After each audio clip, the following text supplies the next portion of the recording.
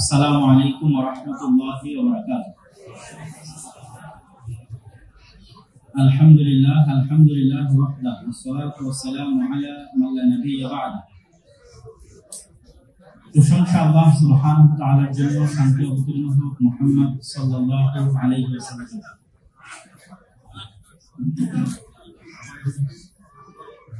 বিষয় অনেক কঠিন এবং সেই কঠিন বিষয়ের সাথে আসলে যোগ্যতার দিক থেকে আমি নিজেকে সেইভাবে যোগ্য মনে করি না। তারপরেও আজকে স্টেজে বাংলাদেশের বলা যায় যারা সবচেয়ে যোগ্য ইসলামিক স্কলার তারা এখানে উপস্থিত হয়েছিলেন এবং এখনো আরো অনেকেই বাকি আছেন। আপনাদের সামনে সকলেই কথা বলেছেন এবং বলবেন। এত বড় বড় যোগ্য মানুষের মুখ থেকে এত সুন্দর সুন্দর আলোচনা আপনারা শুনছেন, সেই সুযোগ করে দেওয়ার জন্য আমি অত্র অনুষ্ঠানের আয়োজক কর্তৃপক্ষকে আমার পক্ষান্তরে অন্তরস্থল থেকে ধন্যবাদ, সাধুবাদ যেটি বলেন আল্লাহ নিকটে দোয়া করি আল্লাহ তাদেরকে জাযায়ে খায়র দান করুক। আল্লাহ, যেহেতু আমরা সকলেই বাংলাদেশের নাগরিক, যদি আপনার দেশ না থাকে তাহলে আপনার ফাউন্ডেশনও থাকবে না, আপনার মাদ্রাসাও থাকবে না, আপনার দলও থাকবে না। তো প্রথমে আপনার দেশকে থাকতে হবে।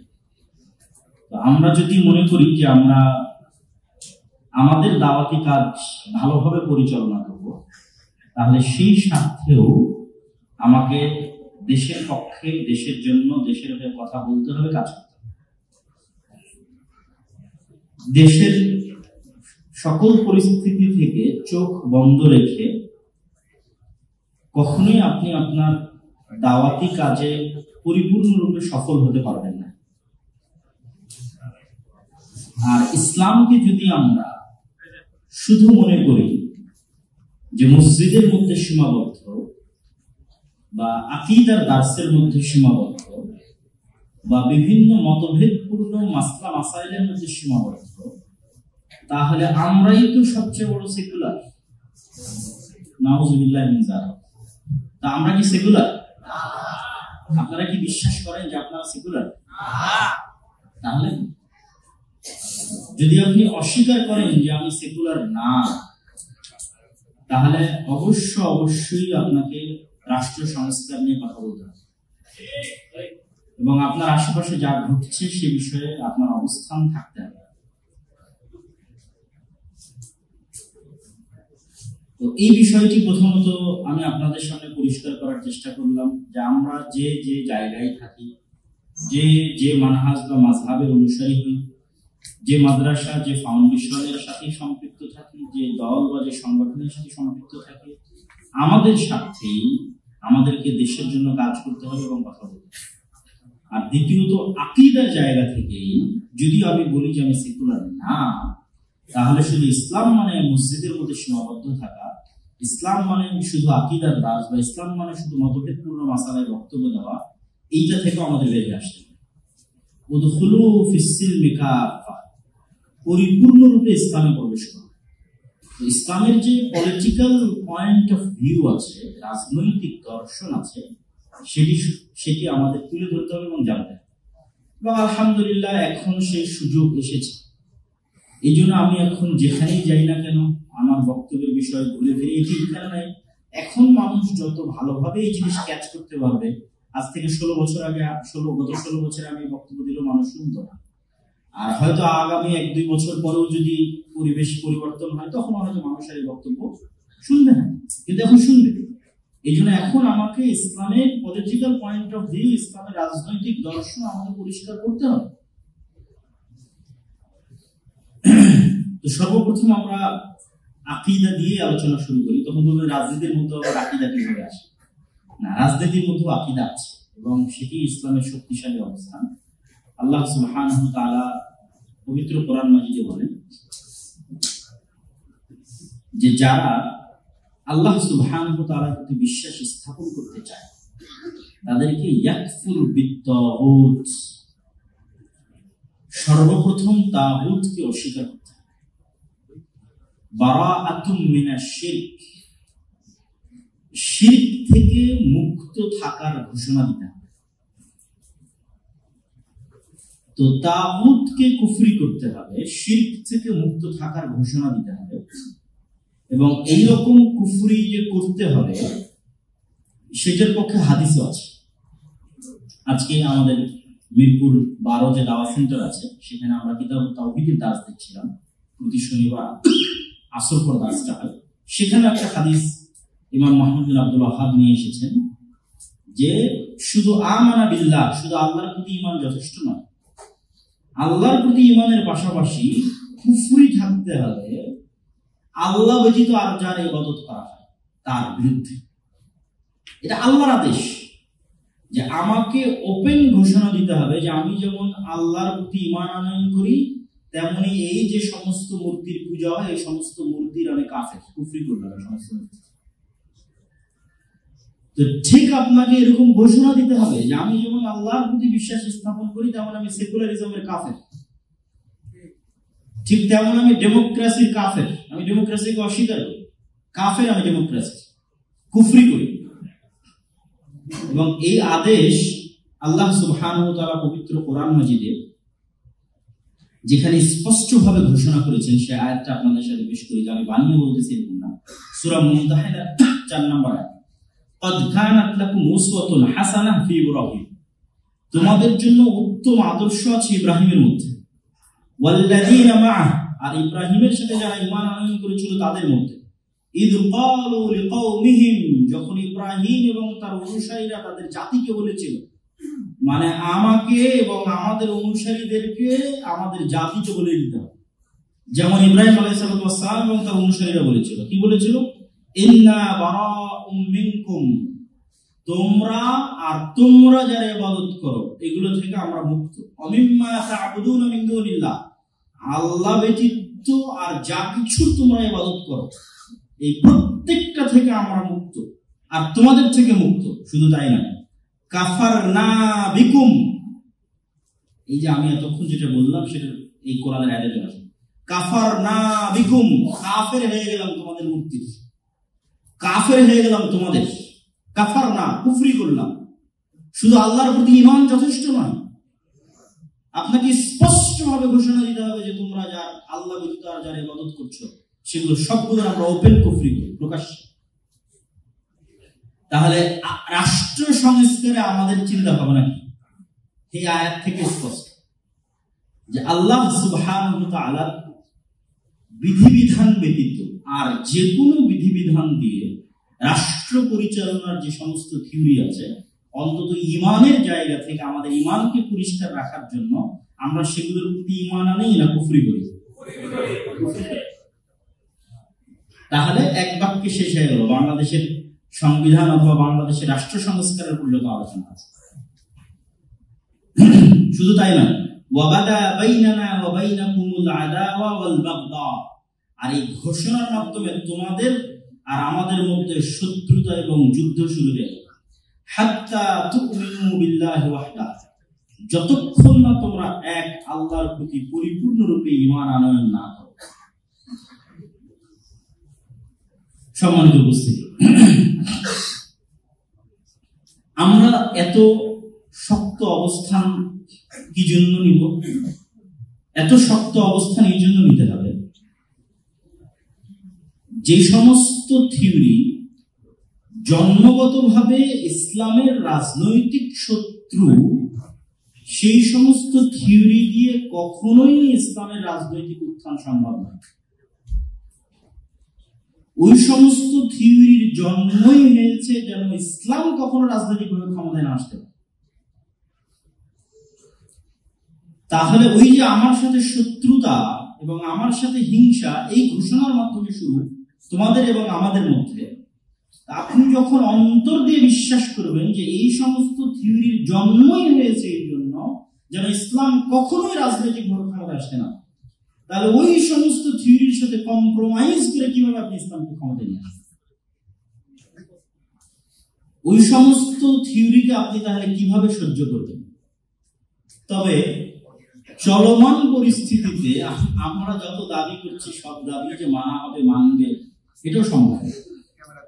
তাহলে আমাদেরকে আমাদের দাবিগুলোকে সংক্ষিপ্ত করে নিয়ে আসতে, যে বাংলাদেশের সংবিধানের যে মৌলিক পয়েন্টগুলো আছে, এই মৌলিক পয়েন্টগুলো প্রত্যেকটাই, আমি যদি বাড়িয়ে না বলি, প্রত্যেকটাই এক একটা কমপ্লিট কোড অফ লাইফ তাদের দাবি অনুযায়ী, আমাদের দাবি অনুযায়ী।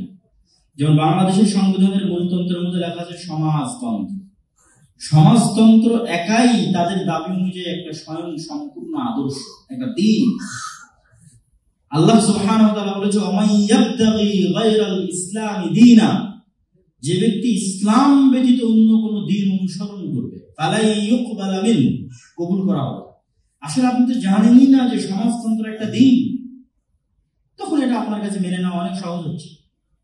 গণতন্ত্র তো একটা দিন, total complete code of life, যার জন্ম হয়েছে ইসলাম যেন কখনই রাষ্ট্রীয় ক্ষমতায় না যেতে পারে রাজনৈতিকভাবে। সেকুলারিজম সম্পূর্ণরূপে একটা দিন, ধর্মনিরপেক্ষ মতবাদ। তাহলে একজন মুসলিম হিসেবে আপনি কি অন্য দিনের স্বীকৃতি দিবেন?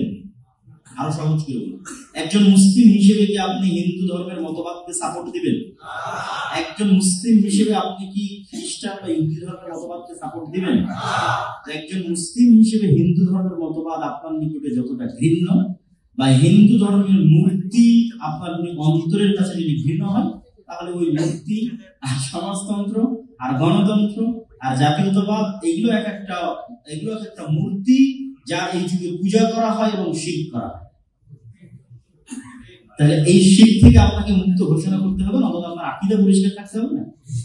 আকীদা পরিষ্কার থাকতে হবে এই সমস্ত শিরক থেকে।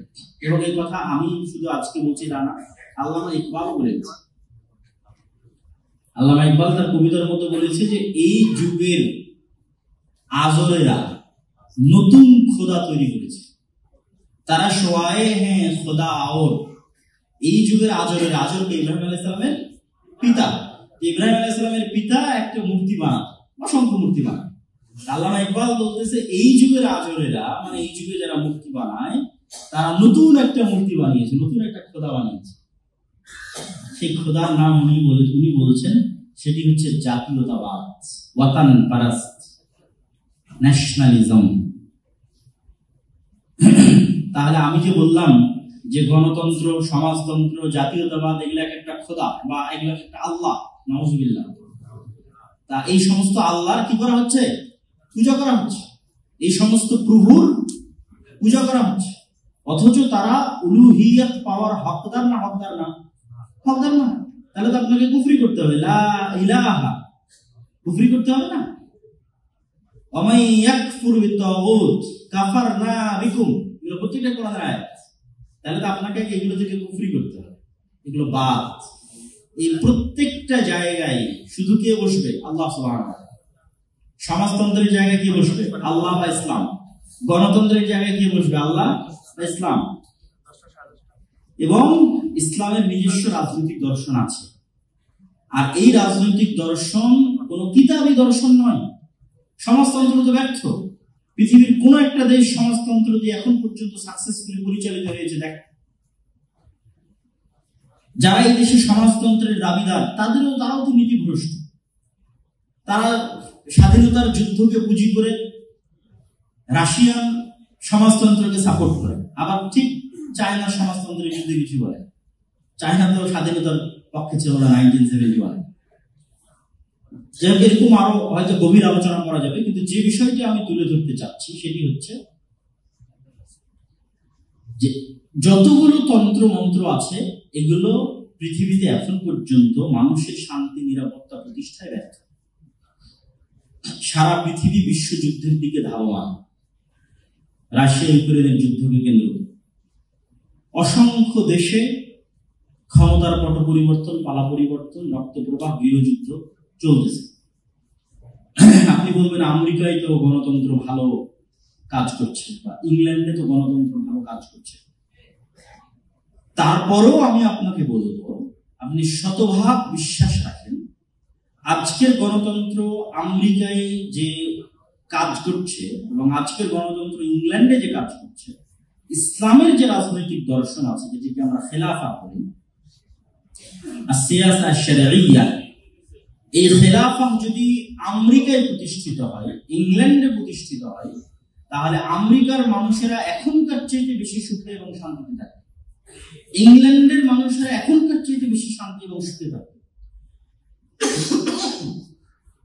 আচ্ছা, ন্যূনতম কোন জায়গায় খেলাফা তাদেরকে শান্তি দিবে? কোন জায়গায় যদি খেলাফা তাদেরকে তাদের বর্তমান অবস্থার চেয়ে শান্তি না দিতে পারে, তাহলে দুই জায়গায়, এক অর্থনৈতিক ডেভেলপমেন্ট, আর দুই পারিবারিক ঐতিহ্য। এখন কিন্তু যারা ক্ষমতায় এসেছে, ডোনাল্ড ট্রাম্প বা ডোনাল্ড ট্রাম্পের সহযোগী ইলন মাস্ক কিন্তু জাস্ট পরিবার প্রথা যেন ঠিক থাকে এই যুদ্ধটা করার জন্য ট্রাম্পের সাথে অংশগ্রহণ করেছে। আমাদের দেশীয় রাজনীতিতে ডোনাল্ড ট্রাম্প প্রশাসনের সাথে কি ঘটবে আমি সে আলোচনায় না গিয়ে জাস্ট পরিবার যে মানুষের জন্য কতটা গুরুত্ব, এই পয়েন্টে আমি উদাহরণটা দিচ্ছি। ইলন মাস্কের নিজের সন্তান, ইলন মাস্ক এই ভাইরাসের নাম দিয়েছে LGBTQ ভাইরাসের নাম হচ্ছে ওক ভাইরাস। তার নিজের সন্তান এই ভাইরাসে, মানে সমকামিতার এই ভাইরাসে আক্রান্ত হয়ে তার বাবাকে হুমকি প্রদান করে যে আমাকে যদি আপনি বায়োলজিক্যাল অপারেশনের মাধ্যমে ছেলে থেকে মেয়েতে রূপান্তরিত না করেন, ছেলের হরমোন বাদ দিয়ে মেয়েদের হরমোন অতিরিক্ত প্রবেশ করানোর মাধ্যমে, অপারেশন করার মাধ্যমে মেয়েদের রূপান্তরিত না করেন, তাহলে আমি আত্মহত্যা করব। এবং ডাক্তারদের সাজেশনে এবং ছেলের জীবন রক্ষার্থে ইলন মাস্ক রাজি হয় যে ঠিক আছে, আমার ছেলের অপারেশন করা হোক। এবং তার ছেলেকে অপারেশন করে মেয়েদের রূপান্তরিত করা হয়েছে, এবং তার ছেলে জীবিত থাকা ছেলে, এখনো জীবিত। ইলন মাস্ক বলতেছে আমার ছেলে আমার জন্য ডেড, মারা গেছে, আমার ছেলে নাই। এবং এই যে যন্ত্রণা, যে তার বাবার সামনে তার ছেলে থেকে মেয়েদের রূপান্তরিত হচ্ছে এবং বাবা বলতেছে আমার ছেলে মৃত, আমার ছেলের আমার নাই, এই যন্ত্রণা থেকে বাঁচতে ইলন মাস্ক তাদের বিরুদ্ধে ফাইট করতেছে। টুইটার কিন্তু সে ব্যবসায়িক লাভের জন্য কিনেনি, ওই জেদ থেকে কিনেছে। ডোনাল্ড ট্রাম্পের সাথে অংশগ্রহণ করেছে ব্যবসায়িক লাভের জন্য, জেদ থেকে। যে সমস্ত LGBTQ যারা ধ্বজাধারী আছে এদের বিরুদ্ধে ফাইট করে। তাহলে আমেরিকার মানুষও এই সেকুলারিজম আর লিবারালিজম তথা উদারনীতি বা আনলিমিটেড স্বাধীনতা, লিবারেল অর্থটা কি? আনলিমিটেড ব্যক্তি স্বাধীনতা আপনার সাথে, এবং এইটাকেই মানব অধিকার বানিয়ে দেওয়া। আপনার মন চেয়েছে আপনি এখন আইডেন্টিটি চেঞ্জ করে ছেলে থেকে মেয়ে হবেন, এটাই নাকি আপনার মানব অধিকার। তাহলে এটাই তো আনলিমিটেড ফ্রিডম, এটাই তো লিবারেল। তাহলে এই যে লিবারেল সিস্টেম এবং সেকুলার সিস্টেম পরিবারকে যে ধ্বংস করেছে, এই জায়গায় যদি ইসলামের রাজনৈতিক দর্শন গালেব থাকতো, তাহলে আমেরিকার মানুষের পরিবার এভাবে ধ্বংস হতো। একটা উপকার দিবে, দ্বিতীয় অর্থনীতিতে কি উপকার দিবে? বলবেন তারা তো এমনি ধনী বা এমনি ভালো। ইহুদিরা আজকের পৃথিবীতে সুদ ভিত্তিক এমন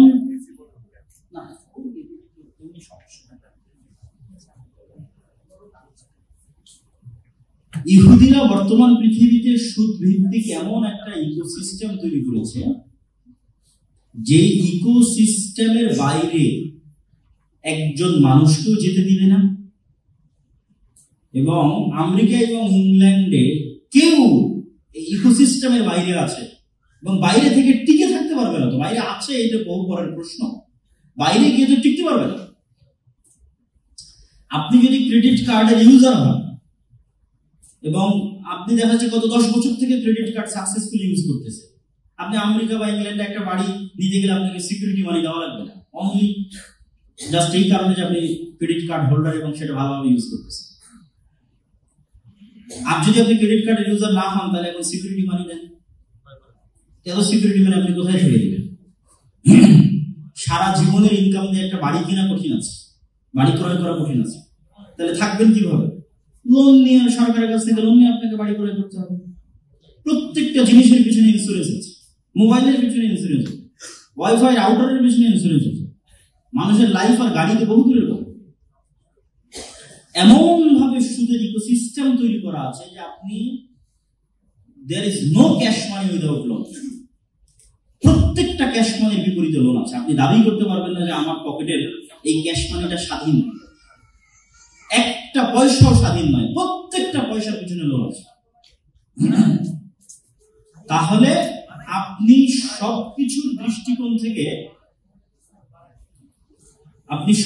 দৃষ্টিকোণ থেকে স্বাধীন, কিন্তু অর্থনৈতিকভাবে স্বাধীন না। এই জন্য আপনি সঠিক কথা অনলি অর্থনীতির কারণে বলতে পারবেন না, সঠিক জীবনযাপন অনলি অর্থনীতির কারণে করতে পারবেন না। আর এইভাবে শুধু ব্যক্তি না, দেশ পর্যন্ত গোলাম হয়ে আছে, অর্থনৈতিক গোলাম। তাহলে যখন এই জায়গায় ইসলাম আসবে এবং ইসলামের যে অর্থনৈতিক সিস্টেম আছে, যেটা মানুষকে মুক্ত বাজার বা স্বাধীনতা দেয় অর্থনৈতিক ভাবে, এবং টাকাকে কুক্ষিগত করে না, কল্যাণমূলক চিন্তা করে, এই যে বর্তমান যারা আমেরিকা এবং ইংল্যান্ডের নাগরিক আছে তাদের জন্য হাজার হাজার গুণ উপকারী হবে। তাহলে ইসলামের এই রাজনৈতিক দর্শন বা রাজনৈতিক চিন্তা সমগ্র পৃথিবীর জন্য উপকারী, শুধু মুসলমানদের জন্য না। এই জিনিসটা আমরা বুঝাতে পারি না। কেন বুঝাতে পারি না?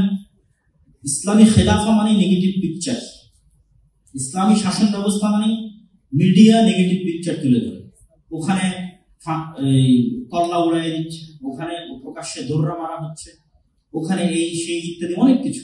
তথা ইসলামের যে ক্রিমিনাল ল আছে, এটা একটা পার্ট, একটা ছোট্ট থেকে ছোট্ট পার্ট, যে আপনি ক্রিমিনাল ল কিভাবে দেশে পরিচালনা করবেন। জাস্ট ওই জিনিসগুলোর প্রতি ফোকাস রেখে মানুষকে ভয় দেখানো হয়, দেখো এই। কিন্তু ইসলামী খেলাফার যে পজিটিভ সাইড আছে, ভালো দিক আছে, এটা কখনোই তুলে ধরা এবং পৃথিবীতে প্রতিষ্ঠিত প্রমাণিত, বইয়ের কিতাবি থিওরি না। আজ থেকে 100 বছর আগে, 500 বছর আগে, 1000 বছর আগে এই পৃথিবীতে প্রতিষ্ঠিত এবং প্রমাণিত এই সিস্টেম যে সাকসেসফুল মানুষকে শান্তি এবং নিরাপত্তা দিতে। তো ইসলামী খেলাফার পজিটিভ সাইড গুলো বলতে গেলে আপনাকে সর্বপ্রথম মাথায় রাখতে হবে যে ইসলাম ন্যায়পরায়ণতা এবং সত্যবাদিতায় বিশ্বাস করে। যদিও এই কথা বলার কারণে আমি বিভিন্নভাবে সমালোচিত, কিন্তু মানুষকে আমি এটি বোঝানোর চেষ্টা করি যে আসলে আমার কথার দ্বারা কি উদ্দেশ্য এবং সেটি মানুষ বুঝুক। একজন মানুষ ব্যক্তিগত জীবনে সত্যবাদী না, ন্যায়পরায়ণ না, সে ক্ষমা চেয়ে নিয়ে ক্ষমা পেলে জান্নাতে অবশ্যই যেতে পারে, কিন্তু তাওহীদ ছাড়া সে কখনোই জান্নাতে যাবে না। অতএব তাওহীদই সবচেয়ে বড় সত্যবাদিতা, সবচেয়ে বড় ন্যায়পরায়ণতা। কেননা একমাত্র সত্য ইলাহকে আল্লাহ, আর আপনি আল্লাহ ব্যতীত অন্য কাউকে যদি ইলাহ মানেন তাহলে সেটি তো অন্যায়। তাহলে একমাত্র ন্যায় দাবি উলুহিয়াতের ক্ষেত্রে কে ইলাহ? আল্লাহ ইলাহ, এটি একমাত্র ন্যায়, বাকি সব অন্যায়, সবগুলো অত্যাচার। তাহলে সবচেয়ে বড় সত্যবাদিতা ন্যায়পরায়ণতা তাওহীদই। কিন্তু এর বাইরে গিয়েও সত্যবাদিতা এবং ন্যায়পরায়ণতার গুরুত্ব আমি যেটা তুলে ধরতে চেয়েছি, যে আমরা চাচ্ছি আমি রাষ্ট্র ক্ষমতায় যাব, এই কথা যদি আমি বুঝাতে না পারি সেটা আমার ব্যর্থতা। আমি কোনো বই থেকে পড়ে সাজিয়ে নতুন কোনো তত্ত্ব নিয়ে আসছি এরকম না, বরং আমার এটি মনে হয়েছে কোরআন এবং হাদিস থেকে আমি এটি সঠিক বুঝেছি। সেটি কি? আল্লাহ সুবহানাহু ওয়া তাআলা নিজের জন্য জুলমকে হারাম করেছেন। তার মানে সারা পৃথিবী আল্লাহ কিভাবে চালাচ্ছে? ন্যায়ের সাথে চালাচ্ছে। কিভাবে চালাচ্ছে? ন্যায়ের সাথে চালাচ্ছে। এই জন্য আল্লাহ সব জায়গায় যখন তার শক্তিমত্তার কথা বলেছে তখন বলেছে হাকিম, যে আমি আজিজ, যা ইচ্ছা তাই করতে পারবো, কেউ কোশ্চেন করার নাই, কেউ প্রশ্ন করার নাই। কিন্তু আমি জুলুম করবো না। কেন? আমি হাকিম, আমি প্রজ্ঞাময়। পাওয়ার থাকার পর জুলুম করবো, পাওয়ার থাকার পর আমি সবচেয়ে ন্যায় করা। তাহলে পুরো পৃথিবী, আসমান জমিন এবং তার মধ্যে যা কিছু আছে আল্লাহ কিসের ভিত্তিতে চালাচ্ছে? ন্যায়ের মানদণ্ডে চালাচ্ছে। আচ্ছা, এবার বলেন তো, রাষ্ট্র ক্ষমতা বা রাজত্বের একচ্ছত্র মালিকানা কার হাতে? আল্লাহর হাতে। এটা তো আমাদের পরিষ্কার বিশ্বাস। কুলিল্লাহুম্মা মালিকাল মুলক তুতিল মুলকা মান তাশা ওয়া তানজিউল মুলকা মিম্মান তাশা। নাযা মানে কি? নাযা মানে হচ্ছে একটা গরম লোহা যদি আপনি চট বা পাটের মধ্যে ধরেন, ধরে টেনে বের করেন, তাহলে ওই লোহা ওই চটের অনেক ছাল পাকলা লোহার সাথে চলে আসে। তো আল্লাহ এইভাবে রাজত্ব ছিনিয়ে নেয়। এইভাবে 36 দিনে কিভাবে আল্লাহ রাজত্ব ছিনিয়ে নিল দেখেন। এই ভাষায় আল্লাহ ব্যবহার করেছে, আল্লাহ নাযা করে। তাহলে প্রত্যেক যারা ক্ষমতায় আছে তারা অস্থায়ী। তাহলে এই বাংলাদেশের স্থায়ী রাজত্বের মালিকানা কার হাতে? আল্লাহ। আল্লাহ পৃথিবী চালায় কি দিয়ে? ন্যায়পরায়ণ। এখন আপনি দাবি করছেন আপনি মুসলিম, আপনি আল্লাহর অনুসারী, আল্লাহর তাওহীদে বিশ্বাসী, আপনি চান আল্লাহ আপনাকে ক্ষমতা দিচ্ছে। তো আপনি আল্লাহর কাছে ক্ষমতা চাচ্ছেন, আল্লাহ আপনাকে ক্ষমতা দিক, আর আল্লাহ পৃথিবী পরিচালনা করে ন্যায়ের সাথে। তো আপনি যদি আপনার পার্সোনাল লাইফ, ফ্যামিলি লাইফে অন্যায়কারী হন, তাহলে আল্লাহ কি কখনো আপনাকে তার দয়ায় রাষ্ট্রের দায়িত্ব দিবেন? যে তার স্ত্রীর সাথে অন্যায়কারী, তাকে আল্লাহ রাষ্ট্রের দায়িত্ব দিয়ে দিবে? যে তার বোনের সম্পত্তি ভালোভাবে বুঝিয়ে দেয়নি, অন্যায় করেছে, তাকে আল্লাহ রাষ্ট্রের দায়িত্ব দিয়ে দিবে? ইম্পসিবল। আল্লাহ তাকে ক্ষমা করে জান্নাতে দিতে পারে, কিন্তু আল্লাহর ক্ষমতার অংশ দয়ায় এরা পুরো পৃথিবীতে একচ্ছত্র ক্ষমতাকার আল্লাহ। তো আল্লাহর ক্ষমতার অংশ আল্লাহ দয়া করে একজনকে দিয়ে দিবে, কেননা সে আল্লাহর বান্দা, আল্লাহর অনুসারী, আল্লাহর দয়ায় দিবে। অথচ যে পার্সোনাল লাইফে স্ত্রীর সাথে অন্যায়কারী, বোনের সাথে অন্যায়কারী, ভাইয়ের সাথে অন্যায়কারী, এটা অসম্ভব, অসম্ভব। আপনি তখনই আল্লাহ আপনাকে দয়া করে ক্ষমতা দিবে যখন আসলে আল্লাহ দেখবে যে এই মানুষটা যে ইসলামের দাবিদার এবং আমার অনুসারী হওয়ার দাবিদার, সে সর্বক্ষেত্রে ন্যায়পরায়ণতা প্রতিষ্ঠায় সাকসেসফুল। সুতরাং সে আমার দয়ায় পৃথিবী পরিচালনা হবে। আল্লাহ সুবহানাহু ওয়া তাআলা তখন তাকে দয়া করে পৃথিবী পরিচালনা, রাষ্ট্র পরিচালনার অধিকার দিন। হ্যাঁ, আল্লাহর দয়া বাদে আপনি জোর করে নিতে পারেন, ভাই জোর করে তো অনেকেই নিয়ে আছে। এই জোর করে নিয়ে থাকায় তার ইসলামের কোনো উপকার অপকার নাই। বরং এই জোর করে নিয়ে আপনি কম্প্রোমাইজ করে, জোর করে নিয়ে যদি আপনি জুলুম করেন এবং সেটা যদি ইসলামের নামে হয়, সেটা কিসের দুর্নাম? ইসলামের দুর্নাম। তো এই জিনিসটা বোঝার জন্য আপনাকে পুরো ইসলামের আমি সামারি আপনাকে তুলে ধরতেছি, এবং এর পক্ষে অসংখ্য এক্সাক্ট এইভাবে হাদিস দিতে পারবো না, কিন্তু অসংখ্য দলিল দিতে পারবো। আল্লাহ বলছে ইরহামু মান ফিল আরদি ইয়ারহামুকুম মান ফিস সামা। রাসূল সাল্লাল্লাহু আলাইহি ওয়াসাল্লাম বলেছেন যে তোমরা দুনিয়াবাসীর উপর দয়া করো, তাহলে আসমানবাসী তোমাদের উপর দয়া করবে। আপনি এখন আরেকজনের প্রতি জুলুম করবেন আর আল্লাহর কাছে দয়া চাইবেন? আপনি আরেকজনের প্রতি দয়া করেন, আল্লাহ আপনার প্রতি দয়া করবে। তার মানে ওই বৈশিষ্ট্যটা আপনার মধ্যে থাকতে হবে। তাহলে যেই বৈশিষ্ট্য দিয়ে আল্লাহ সারা পৃথিবীতে রাজত্ব পরিচালনা করতেছে, আপনি রাজা হতে চাইলে ওই বৈশিষ্ট্য দিতে হবে। কিন্তু আপনারা মুসলমানরা আমাদের দেখেন যে আমরা অনেক কিছু শিখেছি, আমরা আকীদা শিখেছি, আমল শিখেছি, অনেক কিছু বিশুদ্ধ করেছি, এবং আমি এই বক্তব্য দিচ্ছি মানে আমি খুব ভালো, আমি এটি বলতে চাচ্ছি না। আমরা অধিকাংশই নিজ নিজ জীবনে অন্যায়ের সাথে যুক্ত, এবং ইসলাম মানে যে এই জিনিসটা বুঝতে হয় এটিও আমরা বুঝতে পারিনি, আমরা বক্তারাও মানুষকে বুঝাতে পারিনি। এটা কতটা লজ্জাস্কর হতে পারে যে একজন মানুষ মাথায় টুপি, মুখে দাড়ি দিয়ে বলতেছে যে সে প্রশ্ন ফাঁসের টাকা আল্লাহর রাস্তায় দান। এটা আমাদের জন্য লজ্জাস্কর, আমাদের আলেম ওলামাদের জন্য, যে আমরা তাকে বুঝাতে পারি না যে ইসলাম মানে আগে তোমাকে ন্যায় পরায়ণ হতে হবে। এবং এটি আমি হাদিস দিয়ে দলিল দিয়ে আপনাদের সামনে প্রমাণ দিচ্ছি একটু পরে। কিছুদিন আগে দেখবেন ভিডিওতে সাক্ষাৎকার দিচ্ছে, মাথায় সিজদার কপালের দাগ পড়ে আছে, সে কোন প্রশ্ন ফাঁসের জন্য কত টাকা নিত মানুষ ভিডিওতে দেখতেছে। তাকে আল্লাহ ক্ষমতা দিবে? সম্ভব। বরং সে আমাদের জন্য লজ্জার যে আমরা বুঝাতে পারিনি ইসলাম মানে। তাহলে এই সমস্ত মানুষগুলো কি? এই সমস্ত মানুষগুলো বা এই ধরনের মুসলমানেরা আসলে মুনাফিক। তাদের নেফাকি ঢাকতে তারা এই ধরনের বাহ্যিক রিচুয়াল গুলো অনুসরণ করে। ইসলামের যে বাহ্যিক রিচুয়ালস আছে, আনুষ্ঠানিকতা আছে, যে আল্লাহ নবী দিয়ে গেছে, সালাত, সিয়াম, হজ, যাকাত, এগুলো বাহ্যিক এবং আনুষ্ঠানিকতা। আপনি এবং আমি প্রকৃত অর্থে মুনাফিক। আমার মুনাফিকিটা যেন মানুষ বুঝতে না পারে, এই মুনাফিকিটা ঢাকতে আমি সালাতে যাই, আমি হজ করি, অসংখ্য কিছু, কিন্তু আসলে আমি মুনাফিক। দলিল কোথায়? রাসূলুল্লাহ সাল্লাল্লাহু আলাইহি ওয়াসাল্লাম বলেছেন আরবা মান কুন্না ফি বা সালাসাতুন মান কুন্না ফি, তিনটা বৈশিষ্ট্য যার মধ্যে থাকবে, মুনাফিকান খালিসা, নিষ্কলুষ মুনাফিক, খাঁটি মুনাফিক। এই তিনটা বৈশিষ্ট্যের মধ্যে আল্লাহ নবী এটা বলেননি যে যে জেনা করে, যে মদ খায়, যে বিড়ি সিগারেট পান করে, বলেননি। কি বলেছেন? ইদা হাদ্দাতা কাযাবা, যখন কথা বলে মিথ্যা বলে। ওয়াইদা ওয়াহাদা আখলাফা, যখন ওয়াদা করে তখন ভঙ্গ করে। ওয়াইদা তুমিনা খানা, যখন তার কাছে কোনো কিছু আমানত রাখা হয় খেয়ানত করে। তা আমানত কি শুধু টাকা না দায়িত্ব? আমানত, দায়িত্ব।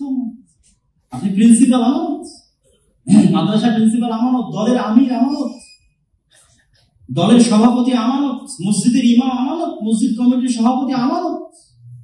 কিন্তু অধিকাংশই তাদের নিজ নিজ আমানতের জায়গায় কি করেছে? তাহলে ওসি, ডিসি, এসপি, প্রধানমন্ত্রী এদের সবাইকে কি দেওয়া আছে? আমানত দেওয়া আছে। কিন্তু এই সমস্ত আমানত গুলোতে খেয়ানত করার মাধ্যমে এরা মুনাফিক হয়ে গেছে। কিন্তু এই মুনাফিকি ঢাকবে কি দিয়ে? ঢাকতে চলে গেছে হজ করতে। দলিল আল্লাহর নবীর হাদিস, এরা তো মুনাফিক, আল্লাহর নবী বলে দিয়েছে। তো আমরা মুসলমানেরা এই একটা জায়গায় পিছিয়ে থাকার কারণে নেতৃত্বে, আল্লাহর দয়ায় নেতৃত্বে যেতে পারতেছি, যে আল্লাহর রহমতে আমি নেতৃত্ব দিব, সেই জায়গায় আমরা পৌঁছতে পারতেছি। আর এইটা যে মুনাফিক, এটা আপনাকে বুঝতে হবে যে আপনি মুনাফিক, কেননা আপনি মানুষের হক নষ্ট করছেন, সুতরাং আপনি আল্লাহর হক আসলে পরিপূর্ণ আদায় করেন না। কিন্তু মানুষের হক নষ্ট করার পর আল্লাহর হক আদায় করছেন কেন? আপনার এই মুনাফিকিটা ঢাকার জন্য, মানুষকে দেখার জন্য। আপনি যখন পূর্ণ ন্যায়ের সাথে, পূর্ণ সত্যবাদিতার সাথে জীবনযাপন করেন, আর ওই অবস্থায় যখন আপনি সালাতে দাঁড়াবেন, তখন আপনি হচ্ছে পূর্ণ বিশ্বাসী মুমিন, যে এখন সালাত আদায় করতেছে। সে মানুষের সাথে অন্যায় করে না, আল্লাহর সাথে করে না। সম্মানিত উপস্থিতি, তাহলে গত 16 বছর এই ধরনের অসংখ্য মুনাফিক দিয়ে দেশ পরিপূর্ণ ছিল। কোন ওসি, ডিসি, এসপি, মন্ত্রী, জালসা, সম্মেলনের প্রধান অতিথি ছিল না? বলে সবাই ছিল। কতজন সালাত আদায়কারী হাজি, উমরাকারী ছিল না? প্রায় অধিকাংশই ছিল। কিন্তু সবাই নিজ নিজ দায়িত্বের সাথে খেয়ানত করে জালেম, জুলুম করেছে, অত্যাচার করেছে। এই জায়গা থেকে যারা আমরা ইসলামপন্থী আছে, আমাদের শিক্ষা, আমি একজন মাদ্রাসার দায়িত্বশীল হিসেবে জুলুম করছি, আমি একজন দলের আমির হিসেবে জুলুম করছি। আপনাকে আরেকটা আজকে মূলনীতি বলে যাই। এই যে আজকে এখানে অনেক ঘরানার আলেম ওলামা একত্রিত হয়েছে, মাশাআল্লাহ, বারাকাল্লাহ। এইরকম যত মতভেদ, দেওবন্দীদের মধ্যে মতভেদ হোক, আহলুল হাদিসদের মধ্যে হোক, অন্য আর কারো মধ্যে, পৃথিবীর অন্য আর কারো মধ্যে, এই মতভেদ গুলোতে যখন আদর্শিক বিষয়টা সামনে আনা হয়, এটা ডাহা মিথ্যা কথা। একটা জিনিস মনে রাখবেন, এটা ডাহা মিথ্যা কথা, যে তার সাথে আমার আদর্শের মিলেনি, তাই আমরা একসাথে থাকি, এটা মিথ্যা কথা। সেটা দেওবন্দীদের মধ্যে মতভেদ হোক অথবা আহলে হাদিসদের মধ্যে মতভেদ। আসলে কি ঘটেছে? আসলে ওই জায়গায় সত্যবাদিতা এবং ন্যায়পরায়ণতা অনুপস্থিত ছিল। হয় যিনি আমির তিনি সত্যবাদী নন, না হয় যে মামুর সে সত্যবাদী নন। হয় আমির জুলুম করেছে, না হয় মামুর জুলুম করেছে। এর বাইরে আর কিচ্ছু নাই। মাদ্রাসা ভেঙে মাদ্রাসা হয়েছে, দল ভেঙে দল হয়েছে, প্রত্যেকটা জায়গায় আদর্শিক কোনো কারণ নেই। সেখানে কি অনুপস্থিত ছিল? সত্যবাদিতা অনুপস্থিত ছিল, ন্যায়পরায়ণতা অনুপস্থিত। হয় আমার পক্ষ থেকে নয়, আমার অনুসারী পক্ষ থেকে। তো এই জিনিসটার প্রতি এই জন্য আমি এখনকার ইদানিং বক্তব্যগুলোতে সবচেয়ে বেশি গুরুত্ব দিচ্ছি এবং দেওয়া উচিত বলে আমি মনে করছি, যে আমরা যদি রাষ্ট্র ক্ষমতায় যেতে চাই, আমাদের মুসলমানদের এই সংশোধন এবং এই সংস্কারটা সবচেয়ে জরুরি। সম্মানিত উপস্থিতি, তো আমি যে বিষয় তুলে ধরছিলাম, যে আমাদের এত বেশি বিস্তারিত দাবি করলে সেই দাবিগুলো গ্রহণীয় হবে না। আমাদের সংক্ষিপ্ত এবং ছোট দাবি করতে হবে। সেটি কি? আমরা বাংলাদেশের রাষ্ট্রে সেকুলারিজম দেখতে চাই না। বাংলাদেশের রাষ্ট্র পরিচালিত হতে হবে ইসলামের ভিত্তিতে। ইসলামের ভিত্তি এটি মৌলিক আদর্শের অন্তর্ভুক্ত থাকবে, তার সাথে অন্যদের অধিকার সংরক্ষণের জন্য যা করা লাগে, মানে তাদের দাবি যে যদি ইসলাম আনা হয় তাহলে এটি হচ্ছে সাম্প্রদায়িকতা, যদি ইসলাম আনা হয় তাহলে এটি হচ্ছে ফ্যাসিজম। কিন্তু আমি আপনাকে বলি যে যদি সেকুলারিজম আসে, তাহলে নাস্তিকরা বাদে যারাই ধর্মে বিশ্বাস করে এরা সেকেন্ড ক্লাস সিটিজেন। এটা রাষ্ট্রের মূল আদর্শ যখন সেকুলার হয়, তখন প্রত্যেক মুসলিম দ্বিতীয় শ্রেণীর নাগরিক, আপনি প্রথম শ্রেণীর নাগরিক না। এবং শুধু তাই নয়, আপনাদেরকে স্পষ্ট করতে হবে যে এই 24-এর যে অভ্যুত্থান, এই অভ্যুত্থানে যে 2000 আনুমানিক ছাত্র প্রাণ দিল, এই 16 বছর আপনারা যে জুলুম এবং অত্যাচারের কথা বলছেন, এই জুলুম এবং অত্যাচার হাসিনা কি ইসলামের নামে চালাইছিল? ইসলামের নামে জুলুম চালাইছিল? হাসিনা সেকুলারিজমের নামে জুলুম চালিয়েছে। সে নিজেকে সবসময় অসাম্প্রদায়িক এবং সেকুলার বলে দাবি করছে, এবং সবসময় গণতন্ত্রের নামে জুলুম চালিয়েছে। হাসিনাকে সবসময় দাবি করতো না যে আমি গণতান্ত্রিক এবং গণতন্ত্রের বিজয় চাই, সবসময় দাবি করতো। তাহলে সে গণতন্ত্রের নামে আমাদের উপর জুলুম করেছে, সেকুলারিজমের নামে আমাদের উপর জুলুম করেছে। তাহলে লাস্ট সামারি কি দাঁড়ালো?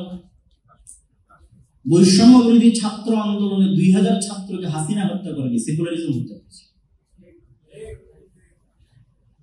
বৈষম্য বিরোধী ছাত্র আন্দোলনে 2000 ছাত্রকে গণতন্ত্র হত্যা করেছে।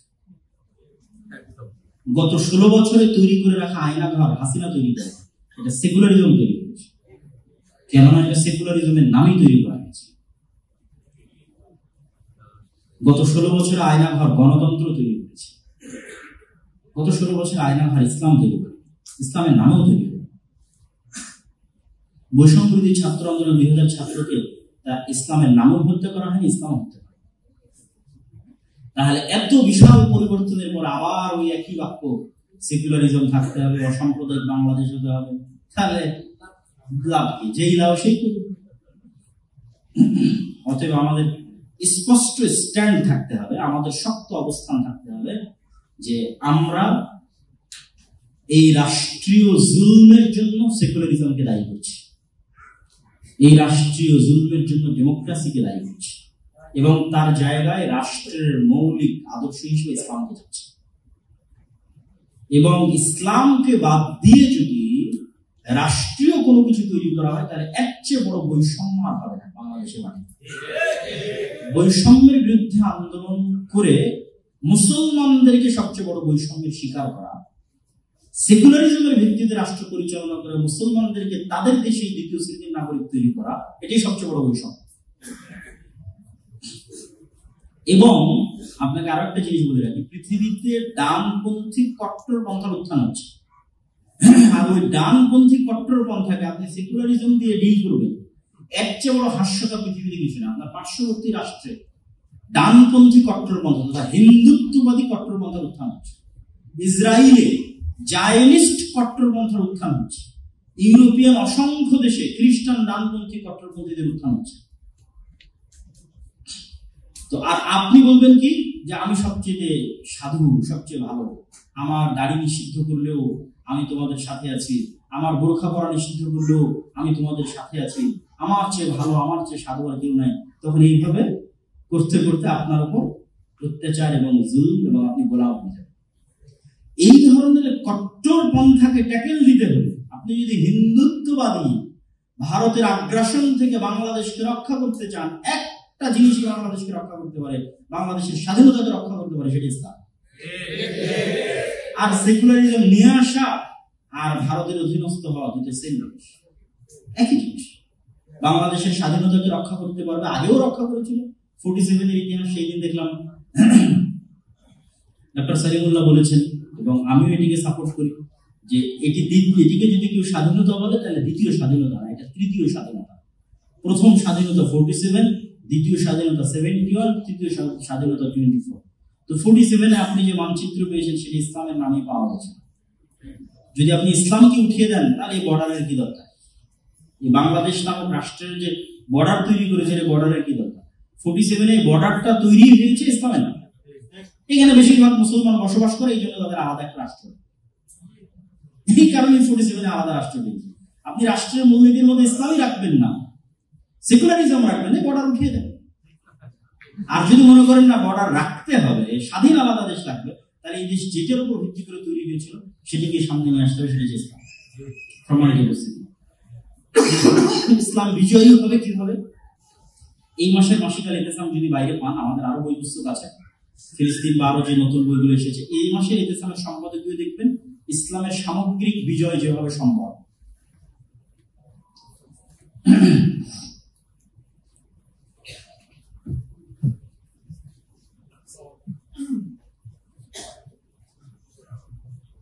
ইসলামের সামগ্রিক বিজয় যেভাবে সম্ভব, এই মর্মে মাসিকাল ইতিসামের এই মাসে একটা সম্পাদকীয় আছে।